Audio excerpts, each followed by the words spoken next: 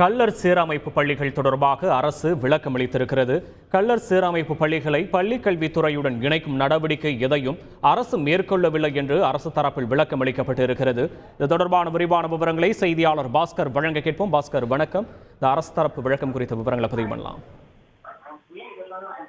Piramalai colour வகுப்பைச் சேர்ந்த மக்கள் அதிகமாக வாழக்கூடிய தேனி, மதுரை, திண்டுக்கல் ஆகிய மாவட்டங்கள்ல பிற்படுத்தப்பட்டோர், மிகவும் பிற்படுத்தப்பட்டோர் மற்றும் சிறுபான்மையினர் நலத்துறையின் கீழே 299 கள்ளர் சீரமைப்பு பள்ளிகள் என்பது இயங்கப்பட்டு வருகிறது. பள்ளி மாணவர்களுக்கான அனைத்து வசதிகளும் அங்கு வழங்கப்பட்டிருக்கிறது. இந்த பள்ளிகளில் அரசு நடவடிக்கை எடுத்து கள்ளர் சீரமைப்பு பள்ளிகளை பள்ளி கல்வித்துறையினோடு இணைப்பதற்கான நடவடிக்கை மேற்கொண்டு வருவதாக தகவல்கள் வெளியான அந்த தகவல்களை தமிழக அரசு மறுத்திருக்கிறது. அதற்கு விளக்கம் கொடுத்திருக்கிறது. பள்ளி கல்வித்துறையின் கீழே இருக்கக்கூடிய இணைப்பதற்குண்டான எந்த நடவடிக்கையும் அரசு மேற்கொள்ளவில்லை. அதற்கு மாற்றாக பிற்படுத்தப்பட்டோர், மிகவும் பிற்படுத்தப்பட்டோர் மற்றும்